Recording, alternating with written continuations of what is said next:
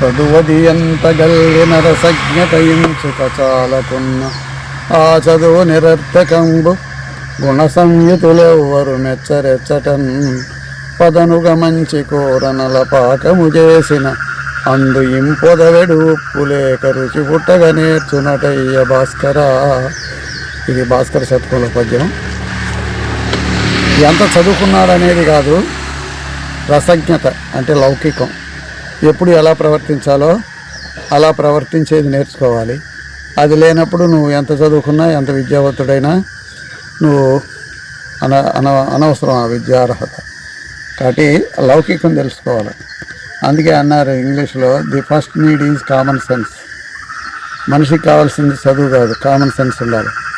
Common sense ఉన్నోళ్ళు, గొప్పవాళ్ళు అయిన వాళ్ళు ఎంతోమంది చదువు సంధ్య లేకపోయినా గొప్పవాళ్ళు అయి ఉన్నారు.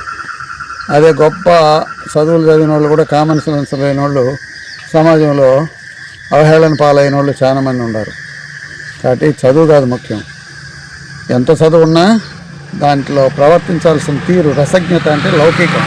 ఎలా ప్రవర్తించాలి అనేది, ఏ టైంలో ఎలా ప్రవర్తించాలి అనేది తెలుసుకోవాలన్నమాట. అది తెలియకపోతే వాడు అనవసరం మనిషిగా. ఎలాగంటే పదనుగా మంచి కూరను అలా పాకము చేసిన అందు ఇంపొదవేడు ఉప్పు లేక రుచి పుట్టక నేర్చున్నట్టయ్యా. నలుడు, పూర్వం నలుడు భీముడు మంచి పాకశాస్త్రజ్ఞుడు అని పేరు పురాణాల్లో.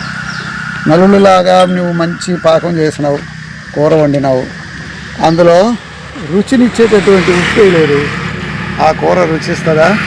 రుచించదు.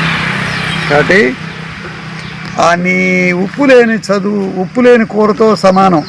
ఆ నీ రసజ్ఞత లేని చదువు, నీ కామన్ సెన్స్ లేని చదువు, నీ లౌకికం లేని చదువు ఉప్పు లేని కూరతో సమానం. కాబట్టి చదువు కాదు ముఖ్యం. ఏమి చదువు రానివాడు కూడా సమాజంలో ఎంతో రాణించిన వాళ్ళు గొప్ప వాళ్ళు చాలామంది ఉన్నారు.